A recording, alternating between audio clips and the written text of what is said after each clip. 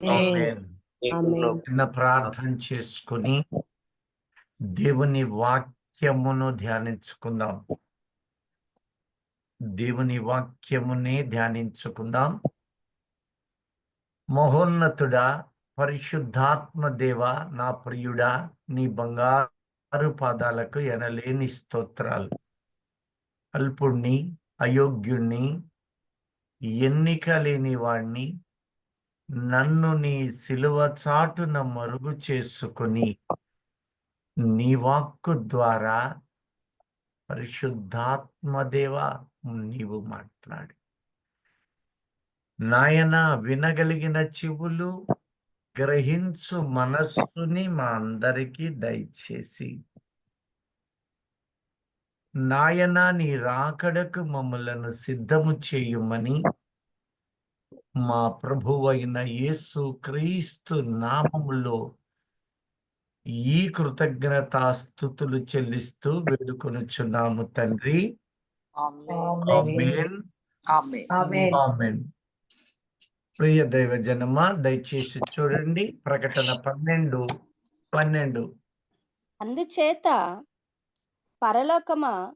పరలోక నివాసులారా ఉత్సహించుడి. భూమి సముద్రమా మీకు శ్రమ, అపవాది తనకు సమయము కొంచెమే అని తెలుసుకొని బహుక్రోధం గలవాడే మీ యొద్దకు దిగివచ్చి ఉన్నాడని చెప్పాను. చూడండి, ఈ వాక్యాన్ని మనము ధ్యానిస్తూ ఉన్నప్పుడు మనలో కొందరికి కలిగిన ఆలోచన, అభిప్రాయం అనుకోండి, తలంపు లేక స్థిరమైన ఒక ఆలోచన. అదేంటంటే, భూమి అన్నప్పుడు ఈ భూమి మీద పరిస్థితులను భౌతికముగానే చూచువారు అనేకులు.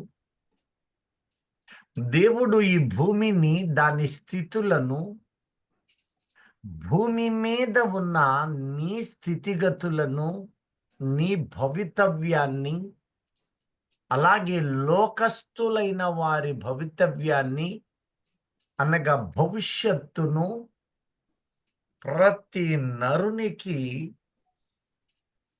ఏ విధంగా ఉండబోతుందనేది బైబిల్లో ముందుగానే తెలిపాడు.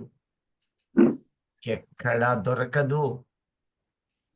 అయితే విశ్వాసి ఎలా ఉండకూడదంటే, లోకస్తుల తలంపుతో మన తలంపులు చేర్చబడరాదు. దేవుడు ఈ భూమికి ఈ యొక్క స్థితిగతులను నిర్మాణము చేసిన ఇదే దేవుడు మనకు ఇవ్వబోయే స్వాస్థ్యము ఏ పాటిది, వాటి గతులను తెలియచేస్తున్నాడమ్మా. నా వీడియో రావట్లేదు కదా? ఇప్పుడు వచ్చింది, ఇప్పుడు వస్తుంది. నాకైతే రాలేదు. సరే, పర్వాలేదు. నాది అంటే నా దగ్గర మరి ఎక్కడో మిస్ అయింది. సరే, నేను రాలేదు కనుక దీన్ని తీసివేసి, సిగ్నల్స్ బహుశా క్లారిటీ రాలేదేమో. మన జీవిత కాలములో యేసుక్రీస్తుని నమ్మాము. ఈ యేసుక్రీస్తుని నమ్మిన వాని జీవితము ఎలా ఉండబోతుందో ఆయన బయలుపరిచేవాడు. అది గ్రహించలేని, ఆ తలంపు లేని హృదయంతో నీవు నేను ఉండవీల్లేదు. అందులో ఉన్న ఒక కమ్మని ప్రశ్నే, దేవుని రాజ్యము భోజనము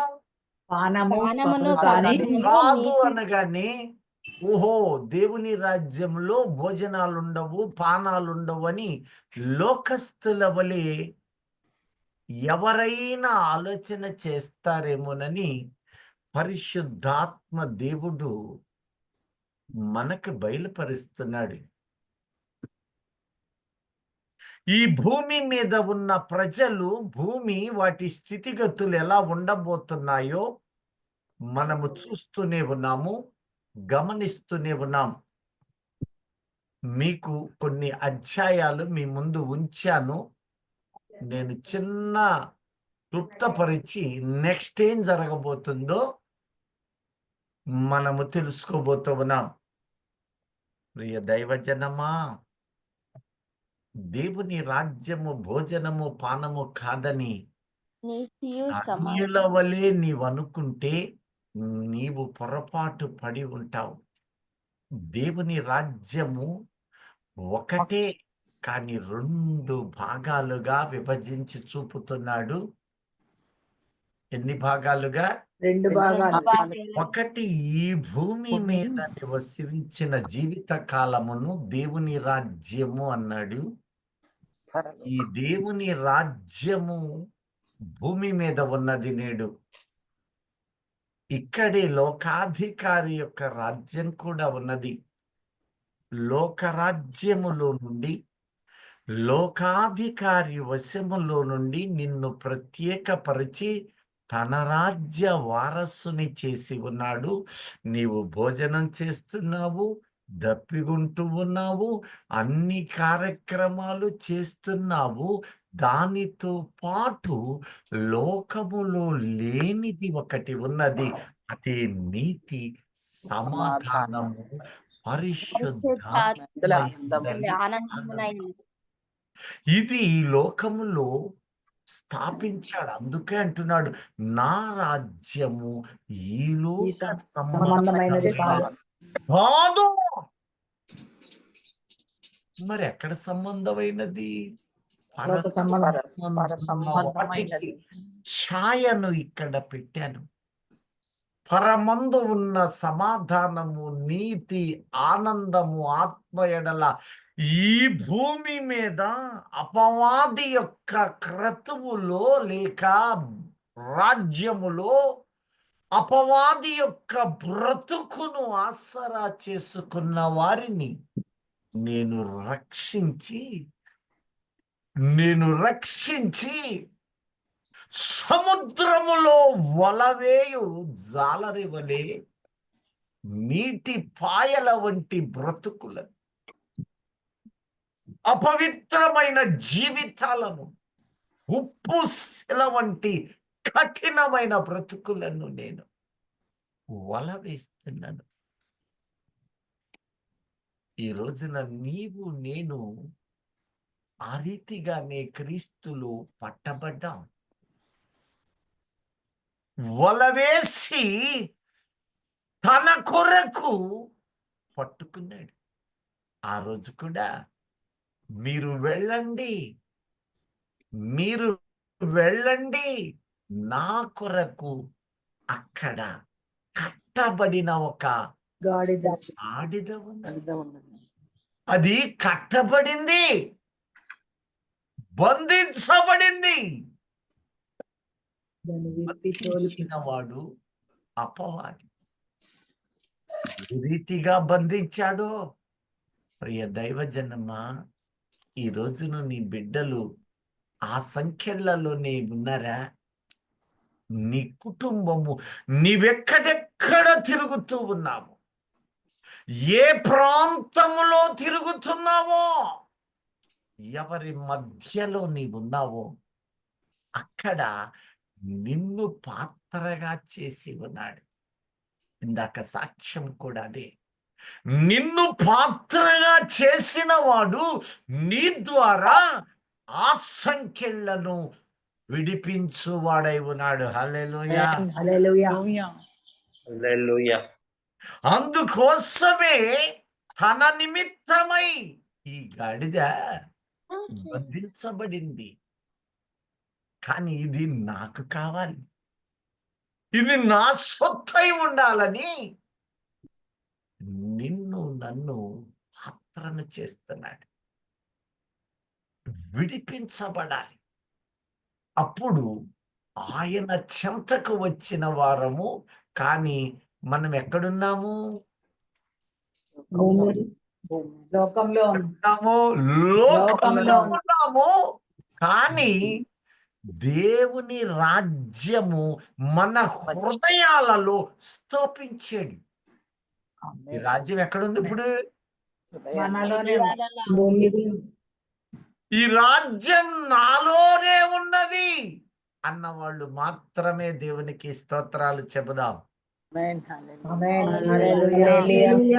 నలుగురు ఐదుగురు చెప్పగలిగారు ఈ రాజ్యం నాలోనే ఉన్నది అంతి చెప్పగలిగినోళ్ళు ఎలాంటి వాళ్ళై ఉండాలో తెలుసా? హల్లెలూయా చెప్పగానే ఆ రాజ్యంలో ఉన్నట్టు అనుకోగలమా? లేదా నీతిని సమాధానం కలిగి ఉండాలి. నీతిని కలిగి ఉండటం అంటే నీతిమంతుడిగా బ్రతకటమేనా కదా? అవునండి. సరిపోయింది. దేవుని అది నమ్మాలి, హల్లెలూయా. విశ్వసించాలి. అబ్రహాము దేవుని నమ్మాడు. నమ్మెను, ఎరిగి నీతిగా ఉండెను, కలిగి ఉండెను. అదే అతనికి నీతిగా ఎంచబడు. ఈ లోక నీతి మురికి గుడ్డ. దీనిని ఎప్పుడో రక్షించబడ్డప్పుడే నువ్వు వదిలేసావు. ఇంకా ఎవరైనా పట్టుకుంటే ఆ మురికిలో ఉన్నావు. ఇక మీదటైనా ఆ మురికి జోలి నేను పోనని తీర్మానం చేసి ఆయనను వెతికితే ఆయన నిన్ను నీతిమంతునిగా చేసి ఉన్నవాడు. హల్లెలూయా. హల్లెలూయా. హల్లెలూయా. ఆయనను విడవని వారు, ఆయనతో నడుచువారు. హనోకు దేవునితో నడుచు. అడుగు జాడలలో అడుగులేసుకుంటూ వెళ్ళిపోయాడట. అంటే అర్థమేంటి? ఆయన నడుస్తుంటే ఆ కాళ్ళ ఆ యొక్క గుర్తుల్లో అడుగు పెట్టుకుంటూ పోయాడనే కాదండి, దేవునితో ఆలోచనలు, తలంపులు, ఉద్దేశాలు దేవుని ఇష్టమైనటువంటివి తన ఇష్టంగా మార్చుకొని దేవుని పోలికగా మార్చబడుట. అందుకనే నీతి అంటే నిన్ను క్రీస్తు పోలికలో మార్చబడుటయే నీతి. మురికి పోలిక నుండి క్రీస్తు పోలికగా మార్చబడుతూ నీవు దినదినము ఉంటే శరీర కార్యాలు, శరీర లోక సంబంధమైన ఆలోచనలు, అల్లరితో కూడిన బ్రతుకులు, లోకానుసారమైన స్థితిగతులు నీలో చస్తే, నీ తలంపులలో సస్తే ఆ కలుపు గురుగులనబడిన ఆ బ్రతుకు సంపూర్ణంగా ఎవరిలో చచ్చిపోతాయో అట్టివాడు క్రీస్తులో నిలిచిన వాడు నీతిమంతుడట. నీతిమంతుడంటే ఆత్మీయ అర్థము దేవునిని కలిగి ఆయన సారూప్యములో, ఆయన పోలికలోకి మార్చబడటమే. హల్లెలూయా. హల్లెలూయా. హల్లెలూయా. ఇదిగా నేనో అని నీవు చెప్పగలిగి దేవునితో అనగలిగే విధంగా నీవు మార్చబడాలి. బాధలుండొచ్చా, శ్రమలుండొచ్చు, ఇవి దేహానికి చెందింది. ఈ దేహమున్నంత వరకు కూడా ఇది మట్టి నుంచి కదా తీయబడ్డది. మట్టిని తొక్కుతారా ఎవరన్నా? నేను పెద్ద ప్రశ్న. తొక్కుతారా ఎవరన్నా మట్టిని? ఎవరు తొక్కరా? ఎవరో మట్టి గదిలోకి వెళ్తారంటేరా మట్టి తొక్కబడతానే ఉంటుంది కదా. పొద్దులేసి నువ్వు మట్టి మీద బండేశావు, అంతే. ఈ మట్టి మీద ఇంట్లో నడిచావంటే బండేసి నడుస్తున్నావు అంతే. ఆ కింద ఏమంటది? బండ్ల కింద మట్టి తెరా ప్రియ దైవజనమ్మ, మన్ను వంటి బ్రతుకు, లొంగిపోయే మనస్సు, బలహీనమైన మనస్సును రాతి మీద నడుపుకుని, ఆ రాయి క్రీస్తు, ఆ రాయి దేవుని సన్నిధి, ఆ రాయి దేవుని ఆత్మ నిన్ను మోయువాడిగా కనపడుతూ ఉన్నాడు. Amen. నీవు రాతి మీద నిలబడాలి. ఆ రాయి పోలికగా నీవు నేను మార్చబడు వ్యక్తులం. అలాంటి వారట దేవుని రాజ్యములో భూమి మీదే ఉన్నారు, లోకములోనే ఉన్నారు. అపవాది రాజ్యం ఉన్నది, దాని నుంచి ప్రత్యేకించబడ్డవారు. ఈ ప్రత్యేకించబడి ఉన్న ఈ ప్రజలు ఆయన కోసమట కనిపెట్టువారై ఉన్నారట. హల్లెలూయా. Hallelujah. హెబ్రీ 9:28 వచనం ఒక్కసారి చూడండి.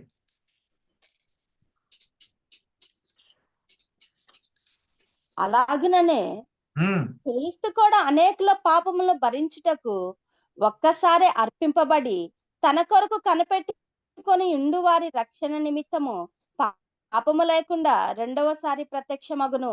పాపము లేకుండా లేకుండా రెండవసారి కింద కాదు, పాపం లేకుండా.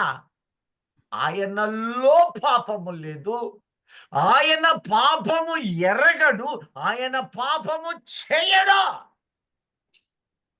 నాలో పాపము లేదు, మరి ఎవరిలో పాపం లేకుండా? నీలో ఆయన నివసిస్తున్నాడు, నీలో పాపమును కడిగి వేశాడు, నీవిప్పుడు పవిత్రురాలైన కన్యకగా ఉన్నావు. మరి ఉన్నాను అన్న వాళ్ళు మాత్రము హల్లెలూయ చెబుదాం. హల్లెలూయ. హల్లెలూయా. మరకలు మాత్రం కనపడుతున్నాయి అయ్యా. పొద్దులు లేచిన కాడిచి రాత్రి దాకా మరకలు ఉన్నాయి. నేల మీదే నడుస్తున్నాను, కానీ ముళ్ళు గుచ్చుకుంటున్నాయి అయ్యా. రాయి తుప్పులు కనపడుతున్నాయి అయ్యా. అయ్యా అవును, ఇంటికి వచ్చాక పేడ దొక్కానయ్యా. మరలా నువ్వు ఇంటికి అడుగు పెట్టాక కడుక్కుంటున్నావు. ఆయన క్షమించి ప్రతి దానికి ఒక అవకాశాన్ని అందిస్తూ ఉన్నాడు. ఇక మీదట వాటిని వదిలి ఆ దుర్గంధాన్ని తోలివేయి. అట్టి వారి కోసమట భూమి మీద ఉన్న భూలోక సంబంధమైన బ్రతుకును పూర్తిగా సంపి అవతల పడేసి, ఆ బ్రతుకును మనిషిని కాదు, క్రీస్తు రాజ్యములో చేర్చబడిన వారు, క్రీస్తుని పోలిన వారు, ఆయనను కలిగిన వారు, అబ్రహాము వలె నమ్మిన వారు దేవుని కుమారులు. గలతీ పత్రికలో 3వ అధ్యాయం 7లో విశ్వాస సంబంధులే అబ్రహాముకు పిల్లలని మీరు తెలుసుకున్నారు. పిల్లలని మీరు తెలుసు. దేవుని నమ్మెను గనుక ఆ అది అతనికి నమ్మకం నీతిగా ఎంచుకుని నీతి. ఇప్పుడు నీతియు రెండవది సమాధానమును సమాధానం. ఈ మాట వింటున్నప్పుడు మీకు ఎట్టుంటుందో కానీ నా హృదయం తృప్తిగా ఉంటది. సమాధానము లేని వారు ఎందరో అల్లాడుతున్నారు. సమాధానం లేమి, దానికి కారణాలు అనేకముంటాయి. ఈ రోజున నీ ఇల్లు సమాధానంతో ఉందా? ఎప్పుడు చెదల వలె అల్లాడుతూ పైన కోటేసుకున్నట్లుగా ఉందా? లోపల చిరుగులే, బొంతలే. నెమ్మది కలిగి ఉంటట. ఈ మాట నాకెంతో తృప్తికరంగా ఉంటుంది. మీలో ఎంతమందికి ఉంటుందో యోచన చేసుకోండి. నాలో ఉంచిన సమాధానం ఉపద్రవమైనను, శ్రమ అయినను, వేదన అయినను క్రీస్తు ప్రేమలో నుండి పక్కకి జరగదు. ఎడబాపున ఆ ప్రేమలో ప్రధానమైనదే సమాధానం. హల్లెలూయా. హల్లెలూయా. నీలో సమాధానం ఉండినట్లయితే ఆ ఆనందం వేరు.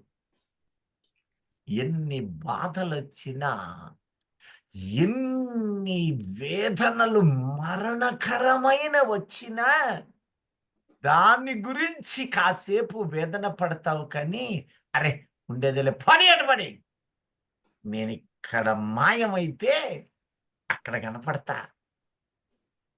ఇంత గొప్ప సాక్షి సమూహము మేఘము వలె మేఘము వలె కోసం ఆవరించి ఎదుర్కొంటూ ఉన్నది. నన్ను ఆవరి- ఆవరించి ఉన్నాడు. ఎంత భాగ్యం అది. కొంతమంది ఉంటారు, వాళ్ళకి కలిగిన ఆపదలను బట్టి పొరిలాడుతుంటారు. ఇంకా ఏదో ఉంది ఈడ. మూటలు కట్టాల్సిందో కట్ల కట్టాల్సిందో ఆప్యాయతలో ఉన్నాయి. ప్రియ దైవజనమా, నీవు సమాధానమును వెతికి వెంటాడు. దేన్ని వెతకమన్నాడు? సమాధానం సమాధానం. పోరాటం చేయి. ఎప్పుడైతే నీవు సమాధానం కోసం చూస్తావో వాడుండాడే, వాడు నీ దగ్గర కాజేసేది అదే సమయమా.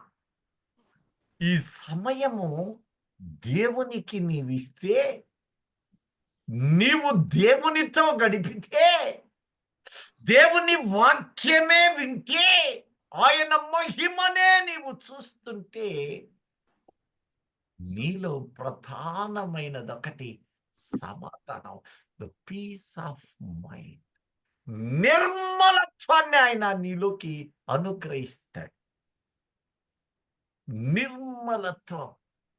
ఆ నిర్మలత్వం నిన్నెక్కడికి తీసుకొని వస్తుందంటే, ఎన్ని బాధలు వచ్చినా, భయంకరమైన స్థితి వచ్చినా నిశ్చలముగా నీవు నిలబడగలుగుతావు. హల్లెలూయా, ఆమేన్. హల్లెలూయా. హల్లెలూయా. హల్లెలూయా. హల్లెలూయా. హల్లెలూయా. నీలో మరి ఎంతమందిలో ఉంది ఇది? ఆ ఉందన్నోళ్ళు హల్లెలూయా చెప్పండి ఇప్పుడు. హల్లెలూయా. హల్లెలూయా. హల్లెలూయా. హల్లెలూయా. చూసారా ఎంతమంది చెప్పగలిగారు? అంటే గాలిపాటుకి సముద్రం మీద ఒక తెప్ప కడతారు కదా, గాలి ఎటు వస్తే అటు గుర్తుందా? భయపడవద్దా, నీ ప్రాణము రక్షించబడ్డ నాడే ఆయన తన కవిలలో దాచాడు. ఆయన చిత్తము లేకుండా ఒక వెంట్రుక కూడా నేల నేల రాలదంట. దేవునికి స్తోత్రం. ఆపదలు హల్లెలూయా. రావచ్చు, శ్రమలు రావచ్చు, కష్టాలు రావచ్చు. ఎవరికి వస్తున్నాయో తెలుసా? ఆ నీతిమంతునికి కలుగుతాయి. మిగతా వాళ్ళు ఇవి నాకు కలిగినవి దేవుడు పరిశీలించాడని భ్రమలోనికి లొంగకండి. సహించలేని శ్రమ ఆయన ఇవ్వనున్నాడు. అది ఎవరికి ఇస్తానంటున్నాడంటే నీతిమంతునికి. ఈ శ్రమలు దేవుని పరీక్షలు ఎక్కడుంటాయి? ఎవరికి ఉంటాయి? నీతిమంతులకు. ఇది జరిగిన తర్వాత దేవుడు అబ్రహామును శోధించెను. పరిశోధించాలి. అక్కడ ఆమేన్. ఉన్న మిగతా స్నేహితుల్ని కాదు, అబీమెలకును ఎలాజారును ఎలియాజర్ని కాదు. ఎవరిని శోధించాడట? అబ్రహామునే శోధపరిచి. ఎందుకు అబ్రహాముని అంటే, ఆ శోధనను గెలిచిన తరువాత అనేకులకు అబ్బో అబ్రహామును దేవుడు ఇలా శోధించాడు, ఇప్పుడు నేను అబ్రహాము సంతానం. ఈ శోధన అబ్రహాము గెలిచినట్లు దేవుడు నేను కూడా నన్ను గెలిపింప చేయొచ్చు అన్నాడు. ఆమేన్. హల్లెలూయా. హల్లెలూయా. హల్లెలూయా. ఏ విధమైనదైనను నేను వేరవను. ఎందుకంటే నేను దేవుని యొక్క లక్ష్యం ఎరిగిన వాడను, దేవుని వైపు చూస్తున్న వాడను, ఆయనను కలిగిన వాడను నేను. ఆమేన్. హల్లెలూయా. ఆమేన్. ఈరోజు నట్టి మనసుందా? నీతంటే ఈ నీతి మాత్రమే కాదు, లోకములో నీతిమంతుడిగా నీవు ఉండాలి. క్రియలు కలిగిన నీతి అది. బుద్ధి జ్ఞాన వివేచనములతో అపవిత్రమైన బ్రతుకుని సమాధి చేశావని, ఇక మిగిలింది ఓడవబడటము మాత్రమే కాదు, అక్కడ నీరు నింపబడితే ఇక అపవాది రాడు. వాడికి నీ మీద అధికారము పునరుద్ధానమందే పోయింది. హల్లెలూయా. అయినా నీలో ఇంకా ఛాయలు ఉన్నాయంటే ఎదిరించే ఆత్మ నీలో నుంచి బయటికి ప్రభావము వలె రాలేకపోతున్నాడా అంటే నీవింకా దేహం ఎక్కడుంది, నీ చూపు ఆ లోకాన్ని వదిలిపెట్టట్లేదా? ప్రియ దైవజనమా, దేవునితో నడవడం, దేవుని వైపు చూడడం, ఈ విషయాన్నే ఆయన దేవుడు నీతి అంటున్నాడు. మొదట లోకపు నీతిని విడిచిన నీవు అంతటితో కాదు, ఆయనతో నీవు నడవగలిగినప్పుడట ఆయన నిన్ను నీతిలోనికి నడిపిస్తూ ఉన్నాడు. నీతిమంతుడు అనేక ఆపదలు పొందు పడినను తిరిగి దేవుడు అంటాడు, ఆ ఆపదల్లోనే తీసుకొని పోతానండా. 7 మార్లు పడినను తిరిగిలేదు. 7 వేస్తాడు. మార్లు. పడినను తిరిగి వారానికి ఎన్ని రోజులు? లేపదు. 7 రోజులు. 7 రోజుకోసారి పడ్డా తిరిగి లేస్తాడు. తిరిగి లేచే తీరుతాడు. లేపాక తీసుకెళ్తా నేను నిన్ను లేపి సాక్షిగా పెట్టాలే, ఏకులకు మాదిరిగా చూపాలి. ఎందుకనగా అబ్రహామును గురించి అంటున్నాడు, తన తరములో బిడ్డలకును అతడు నా తండ్రి మార్గములు వారికి తెలిపి నేర్పువాడై ఉన్నాడు. హల్లెలూయా. హల్లెలూయా. హల్లెలూయా. నీ ప్రార్థన విశ్వాస జీవితం కూడా అట్నే ఉంది కదా. ప్రియ దైవజనమా, నీకు బిడ్డలున్నారేమో, వాళ్ళకి బిడ్డలున్నారేమో, నీ దగ్గర ఏం నేర్చుకుంటారు? ఏం నేర్చుకుంటారో పరిశుద్ధాత్మ దేవుడు సూటిగా హెచ్చరిస్తున్నాడు. మా తాత సంపాదించాడు, మా నాని సంపాదించింది, మా అమ్మమ్మ సంపాదించింది. ఏం సంపాదించింది? క్రీస్తు యొక్క అనుభవాలు, ఆయన సారూప్యము సంపాదించారు. నేను అట్టి అనుభవములోనికి అనేక మందికి ఆ అనుభవాలు నీవు నీ బిడ్డలకి ఇస్తున్నావా? ఇవ్వాలి అంటే గాఢాంధకార లోయలో ఉన్న అనుభవాలు నీవును పొందాలి. ఆ రోజు అంటాడు, గాఢాంధకారంలో గాఢాంధకార లోయలో నేను పడ్డా, ఏ అపాయమునకు ఏ అపాయమునకు నేను భయపడ. నీ దుడ్డు కర్ర. అప్పటిదాకా దుడ్డుకరయు దండము నన్ను ఆదరించు. అప్పటిదాకా అంటాడు ఆయనే ఆయన యెహోవా నాకు కాపాడు. కాపాడు. నా పితరుల దేవా అంట కూర్చున్నాడు. పచ్చిదగల చోట్ల ఆయన నన్ను ఎంతకాలం పితరుల దేవా అంటావు నువ్వు? అసలు నీ బతుకు నేను నిర్ణయం చేయాలా వద్దా? నా తండ్రి దేవా, నా తాత దేవా అని ఎంతకాలము వారి దేవుడు అంటున్నావు?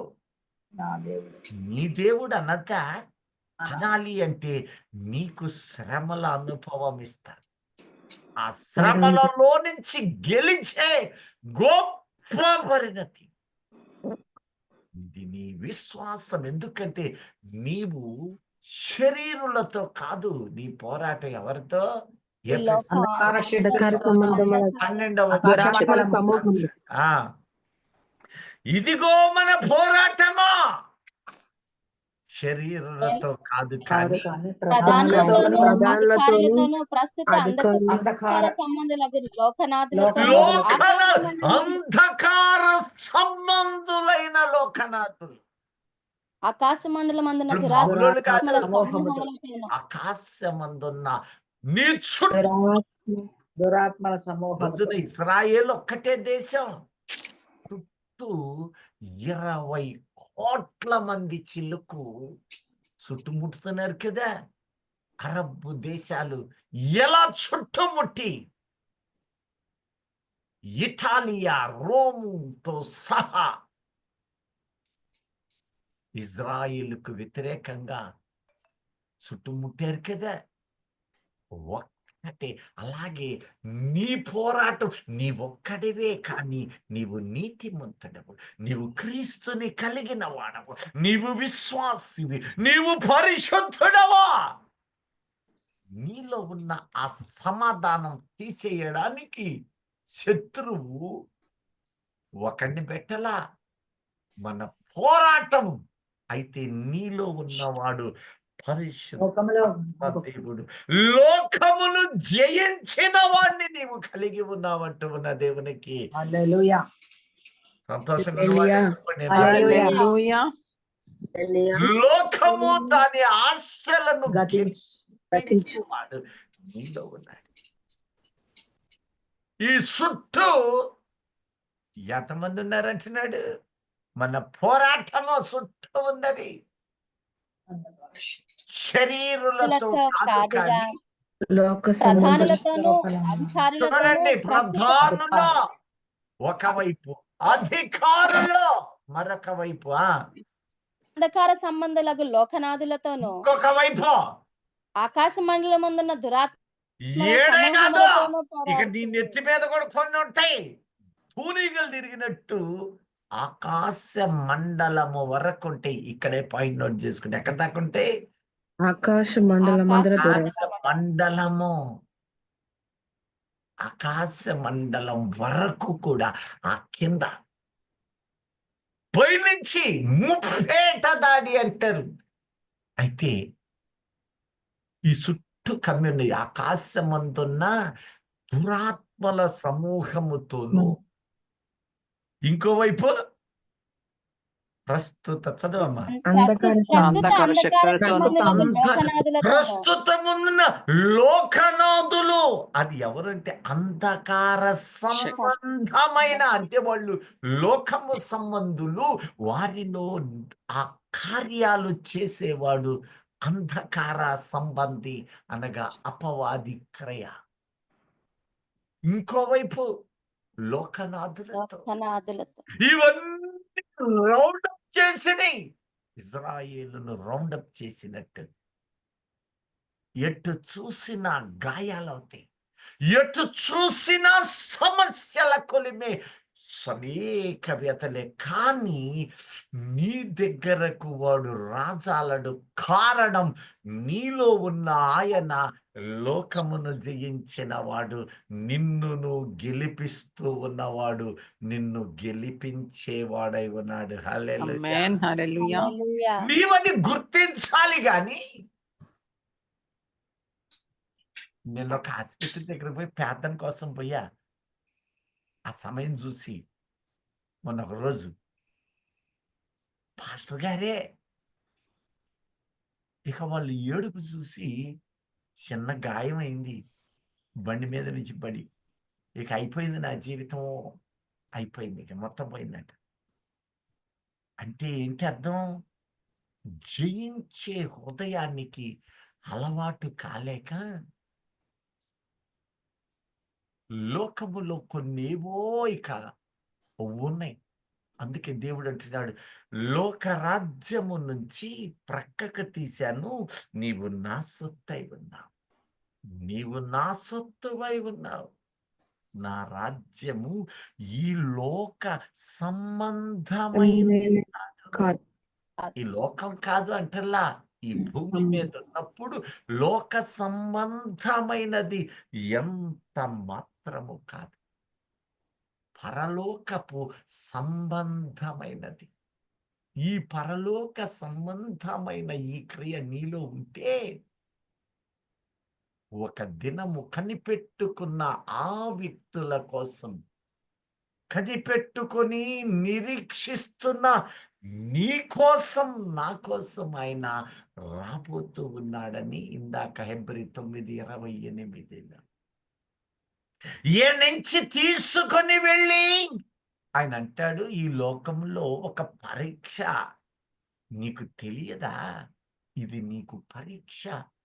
ఆ పరీక్ష గెలిస్తేనే, పాస్ అయితేనే నీకు ఎగ్జామ్ పాస్ అయిన వాళ్ళకే డాక్టర్ సీటు.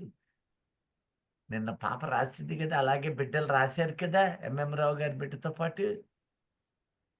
ఆ పాస్ అయిన తర్వాత ఇక సీటు డాక్టర్ అమ్మా. ఇది పరీక్ష. ఈ భూమి మీద నీ జీవితంకు పరీక్షది. ఇది ఇరుకు మార్గము, విశాల మార్గము నాశనానికి పెడితే, ఇరుకు మార్గములో ప్రవేశింప పోరాడుడి. దాని కోసం పోరాటం చేసి సతికిలబడ్డోళ్ళు ఉన్నారు. పోరాడలేక అలసిన వాళ్ళు ఉన్నారు. లోక సంబంధులైన వాళ్ళు అనేకులు ఈ పోరాటంలో గెలవడానికి దగ్గర దాకొచ్చి పడిపోయే వాళ్ళు ఉన్నారు. కానీ మీ ముందు ఉన్న లక్ష్యము, ఎందుకంటే ఇక్కడ పరీక్షలో నెగ్గాక నేను తీసుకుని వెళ్ళి అక్కడ నేను నిన్ను నిలుపుతాను అని ప్రకటిస్తూ ఉన్నాడు. చూడండి ఒక్కసారి లూకా 13:24 వచనాన్ని ఒక్కసారి చూడండి. ఆయన వారిని చూచి ఆ ఇరుకు ద్వారమున ప్రవేశింప పోరాడుడి. కొంతమంది అను- ఉన్నారు, చిన్న జ్వరం రాగానే, చిన్న కడుపు నొప్పి రాగానే బాధ సహజం, వేదన సహజం. అప్పుడప్పుడు నేను చాలా చోట్ల వింటాను, ఈ గ్రూపులో నేనేమి ఎత్తజాలను కానీ, ఇక వాళ్ళు చెబుతూనే బాధపరించలేకపోయాలయ్యా అని ఏడుస్తుంటారు. అంటే వాళ్ళు ఏ నొప్పి రాకూడదంట, ఏ వేదన రాకూడదంట. ఇదేమి చిత్రం? నేను మహిమను విడిచే మహిమాన్వితమైన సింహాసనాన్ని విడిచి లోకములోనికి వచ్చి దాసుని స్వరూపము ధరించి నేను నా ప్రాణము, రక్తము సమస్తము కారునంతగా నేను శ్రమపడ్డానని గుర్తు చెయ్యప్పుడు. బాధ కలిగింది, వేదన మంచిది, నీవు బాధపడుతున్నావు, కానీ అక్కడ వరకు ఒప్పుకోవాల్సిందే. దానిని దృష్టి పెట్టి వార్ల పెట్టి ఏడ్చావు అంటే శరీర క్రియలు, కార్యాలు నాలో నీలో ఇంకా సంపూర్ణత వైపు వెళ్ళలేదేమో. ఎందుకంటే నీవు నమ్మకము లేని వ్యక్తివి. నేను సూటిగా అంటూ ఉన్నాను, నీలో దేవుడు బాగు చేస్తాడనే నమ్మకం నీలో లేదు కనుక నిరంతరం అల్లాడుతూ ఉంటావు. నీలో ఉన్నవాడు లోకమును ఉన్నవాడి కంటే గొప్పవాడు, జయించి ఉన్నవాడి కన్నా గొప్పవాడు గనుక నిశ్చయముగా నిన్ను పైకెత్తువాడనంటున్న దేవునికి స్తోత్రం. హల్లెలూయా. హల్లెలూయా. నీవు నమ్మి అనుభవాలలో సంపూర్ణమైన వ్యక్తిగా మార్చబడుదువు గాక. ఆమేన్. ఈ నమ్మకము నీ విశ్వాసమే మృతులను సహితము లేపువాడైన ఆయన వైపు చూడమంటున్నాడు. ఎబ్రి 12వ అధ్యాయంలో అంటూ ఉన్నాడు, ఇదిగా క్రీస్తు వైపు చూస్తూ వెళ్ళిపో. ఎన్ని ఇక్కట్లు వచ్చినా అవేమి నిన్ను చేయలేవా, ఏమి చేయలేవా. నేను నీలో ఉన్నాను, నీతో ఉన్నాను, అంతేకాదు నిన్ను నడిపిస్తున్నాను. శ్రమలు లేని స్వర్గము లేని మానవుడై ఉన్న నీవు శ్రమల అనుభవము వచ్చినప్పుడు ఆ తగుమాత్రమైన వాటిని నీకెందుకు పెడుతున్నాడు? నిన్ను బాగు చేయటం ద్వారా ఈ శ్రమలు లోకములో సహజంగా వచ్చేవే, వాటిని గెలిపిస్తూ ఉన్నవాడను నేను. నీవు గెలిచిన అనుభవముతో నీకు కలిగిన ఆత్మీయతతోటి బలముగా నిన్ను నీవే వైద్యుడా బాగు చేసుకో. వైద్యుడా, నిన్ను నీవు వైద్యునివై బాగు చేసుకో. నా ఆత్మ ద్వారా నీవు ఆ అనుభవం పొందితే, అనుభవము లేని వాళ్ళను బలపరచు వ్యక్తివి. అట్టివానికి ఎన్ని శ్రమలు కలిగిన సమాధానం అనేది అతనిని వీడదు, అతనిని తొలగి ఎంత మాత్రము పోకుండును గాక. ఆమేన్. ఆమేన్. నీతియు సమాధానము పరిశుద్ధాత్మ యందలి ఆనందము. ఆ పరిశుద్ధాత్మ నీలో ఉన్నాడు. ఎప్పుడు ఏముంటదట నీలో? ఆనందం. ఆనందమే ఆ ముఖం ఉంటుంది. చూడగానే, ఆ ముఖం చూడగానే మరణశయ్య మీద ఉన్న వ్యక్తి అయినా, ఒక్కొక్కరు పరిశుద్ధులు చచ్చిపోయిన వాళ్ళని ఎప్పుడైనా చూసారా మీరు? వాళ్ళు నిద్రపోయినట్టే ఉంటారు నేను చూసినప్పుడు. కొందరు ఉంటారు, అబ్బో దగ్గరకు పోవాలంటే ఇదేంది ఇట్టుంది ఫేసు. ఆ దండేసేటప్పుడు ఎప్పుడైనా చూసారా నీతిమంతుణ్ణి? వాళ్ళు వ్యాధితో కానీ, వాళ్ళు సమస్యలు కానీ, వృద్ధాప్యమే కానీ, కారణాలు అనేకము. నిర్మలమైన ఫీచర్ ఆ మొహంలో నాకు కనపడతా. మీకు కూడా ఎప్పుడైనా చూసారా? ఎవరు చూసినట్టు లేరు. అలా దూరంగా దండేసి మెలకుండా కూర్చుంటారంటారా? ఎందుకంటే క్రీస్తునందు మృతులైన వారట ధన్యులు. పరిగెట్టుకొని ఆడకపోయి ఇట్ట మొహాన్ని చూస్తా కూర్చుంటారు. ఆ పోయిన వాళ్ళ దగ్గరికి పోయి, లోకమందరూ వాళ్ళని కాదు, క్రీస్తునందు నిద్రించిన వాళ్ళ దగ్గరకు పోయి, ఆహా ఎంత గొప్ప ధన్యుడివి, ఇట్టి నీతి కలిగిన మృత్యువు నాలో ఉంటే ఎంత బాగుంటుందో, ఎప్పుడు ఇస్తావో, ఎప్పుడు ఇస్తావో, ఎప్పుడైనా నేను సిద్ధమే. అట్టి హృదయము మనలో ఉన్ననాడు ఆ నిర్మలమైన కాంతి బ్రతికినప్పుడే కాదు, నీ దేహమునకు, నీ ప్రాణమునకు కూడా నెమ్మదిని కలుగ చేస్తూ ఉన్నాడు. ఎందుకంటే నీలో ఉన్నవాడు పరిశుద్ధాత్మ దేవుడై ఉన్నాడు. హల్లెలూయా. హల్లెలూయా. ఎంత కాలమున్నా అపవాది నీ దగ్గర దొంగలించలేనిది ఏమిటి అంటే, నీలో ఉన్న దేవుని యందున్న ఆనందం. అది నీలో ఉండి పరిశుద్ధాత్ముడు నీలో ఆ ఆనందాన్ని ఇస్తూ ఉంటే ఎప్పటికప్పుడు రిన్యూ చేస్తూనే ఉంటాడు, దినదినము కడుగుతూనే ఉంటాడు. అందుకనే మన గ్రూపులో అన్నగారు బతిలాడుతుంటారు. ఇక దండాలు మాత్రం పెట్టట్లా, ప్రార్థన చేయండి. ఈరోజు కూడా అదే జరిగింది. పశ్చాత్తాపడండి, ప్రార్థన చేసేవాళ్ళు లేరా అంటే అల్ల సమయానికి ఒకరు మొదలు పెట్టారు. ఎవరి మీద జాలితో చేస్తున్నా? ఎవరి మీద నీ యొక్క ఆలోచన కుమ్మరిస్తున్నావు? ఒక దైవజనుడు ప్రాధేయపడాలా? ఒక దైవజనుడు నీకోసం విజ్ఞాపన బతిలాడాలా? ఆ బతిలాడే దేవుని దగ్గర కదా బతిలాడాలి. ప్రార్థన చేస్తున్నప్పుడు ఏకీభవించి బతిలాడతారు ఎక్కడైనా. కానీ ప్రార్థన చేసే మనసు, కొంతమంది అంటారు తెలియగలరు, ఆఫ్లోనే పెట్టి ప్రార్థన చేస్తున్నానండి. ఆఫ్లో పెట్టి చేస్తున్నావు, ఇప్పుడు సమయం వచ్చింది ఆన్ చేసే సమయం. నీ ప్రార్థనతో ఏకీభవించే వాళ్ళు ఉంటారు కదా. అంటే ఎలాంటి అనుభవము నీలో ఉందంటే, ఒక దైవజనుడు ప్రాధేయపడే దుర్భరమైన స్థితిలోనికి విశ్వాసి ఉండడానికి వీళ్ళే. స్తుతులు చెల్లించమంటే ఎవరి కోసం? స్తుతుల దుర్గము మీద ఆయన నీలో నీతి పరిఢవిల్లాలంటే నీవు దేవునితో పెనవేయబడే అనుభవం నీలోకి రావాలి. ఆశ్చర్యం వేస్తుంది. ఈడే కాదు, కొంతమంది చేతులు ఎత్తమంటే ఇటు ఎత్తి పాపం నొప్పి పుట్టి వేరు ఇటు పెట్టి ఇక పై పై పెదాలు కదులుతుంటే మనస్సు ఎక్కడో పోతుంట. ఎలాంటి అనుభవాలు ఈ రోజున ఉన్నాయి.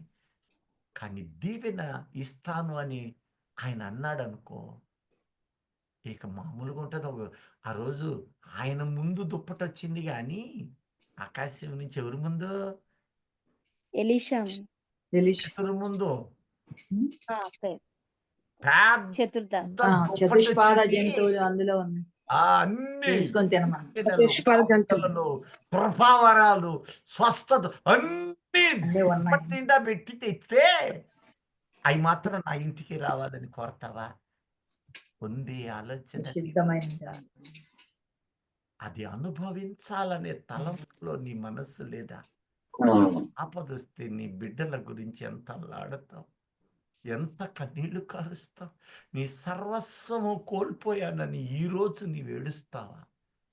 అది రాకముందే నీవు మేల్కోవా? ఆ రోజు నీ పరిశీలన చేశాడు అంటే, ఆ పాత నిబంధనలో శ్రమలకు అనుమతి ఇచ్చాడు అంటే, శోధన కూడా లోకాధికారి కూడా అప్పుడున్నాడు. నేడు లోకాధికారి జయించబడినట్లుగా ఆయన జయించి వాడిని పారద్రోలాడు కదా. ఇప్పుడు నీవు విజేతవై నిలవాలి కదా. నీవు క్రీస్తులో ఉండి వాణిని పోరాటం చేయాలని ఆయన అంటుంటే, ప్రతి చిన్న లికిడికి వేదన పడే హృదయము నీలో రావటానికి వీల్లేదు. ప్రియ దైవజనమా, నిలబడి విజయమును దినము రుచి చూడాలి అంటే దైవజనులు ఆ చెప్పు ప్రతి ఆత్మీయ సత్యము నీ కుటుంబములో నీలో మొక్కవలే ఫలించాలి. నీతి కాలువల యొద్ద యోరన వలె నాటబడినది. ఎవరి కోసం? ఈ పోరాటం ఒక రోజు నీవు ఇరుకు మార్గం అనే పరీక్షలో నీవు గెలిస్తే నిన్నక్కడ నుంచి తీసుకుని వెళ్ళి ఒకరోజు ఆయన ప్రత్యక్షమై ఆయన రాకడలోనికి తీసుకుని వెళ్ళి అక్కడ నిన్ను 7 సంవత్సరాలు పరమ యెరూషలేము మహావిందులో నిన్ను బలశాలినిగా మారుస్తూ ఉన్నాడు. ఎందుకంటే ఈ మాట దానియేలు 9:27లోనే ప్రకటిస్తున్నాడు. ఒక వారమునకు అనేకులను సిద్ధము చేయను. వారమునకు అనేకుల నిబంధనను స్థిరపరచు. వారమనగా 7 సంవత్సరాలు. 7 సంవత్సరములు 29:27లో ఒక వారమనగా 7 సంవత్సరం. 7 సంవత్సరములు పరమేశ్వరములో నిన్ను పోషిస్తూ ఉన్నాడు. ఈ పోషించిన ఆయన ఇక్కడ నీవు ఆ యొక్క ఇరుకు మార్గమందు ప్రవేశించాలి అంటే ఎఫెసీ 6:13, 14, 15 నుంచి 18 వచనాలలో చెప్పబడినట్లు నీవు ఆయుధాలను కలిగిన వ్యక్తివై సర్వాంగ కవచం. ఈ ఆయుధాలు ఎంతమంది కలిగి ఉన్నారు?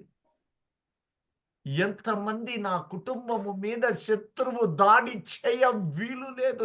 ఒకవేళ దాడి చేసినా సరే నాలో ఉన్న వైద్యుడు వాటిని బాగు చేస్తూ వెళ్ళగలిగిన వాడై ఉన్నాడు. హల్లెలూయా. శత్రువా నా మీద హెచ్చింప వీలు లేదు. నన్ను చూసి పరిహాసము చేయ వీల్లేదనే మనస్సు ఎంతమందిలో ఉంది ఈరోజు? వాడు నీవు బాధపడుతుంటే వాడు వెకిలి నవ్వుతాడు. జాగ్రత్త. నీవు కష్టపడుతూ ఉన్నప్పుడు నీ వేదనను చూసి పరిహసించేవాడు శత్రువే. శత్రువుకు అవకాశం ఇవ్వకూడదంటే నీవు బలశాలిగా మార్చబడాలి. దేహము కుసించవచ్చా, కానీ ఆత్మ బలము అని దేవుడే సెలవిస్తున్నాడు గెత్సేమనీలో. ఆ వనములో ఆత్మ సిద్ధమే, శరీరము బలహీనం. ఎందుకంటాడో తెలుసా? నీ ఆత్మ ఖడ్గాలు అక్కడ నువ్వు తయారు కావాలి. నీ ఆత్మ ఖడ్గముతో శూరుడవై నిలబడాలి. ఓ గంట నీవు ప్రార్థన చేయమంటే ఆ ఇంటి దగ్గర చేయలేక ఏడు చేస్తున్నావా? నీవు ఇంటి వద్ద పౌరుషము కలిగిన విశ్వాసివై బలపడుదువుగాక. ఆమేన్. ప్రార్థన ఆమేన్. బలము శక్తి అమోఘమైనది, శత్రు బాణములను విరుచునట్లుగా ఉండునుగాక. ఆమేన్.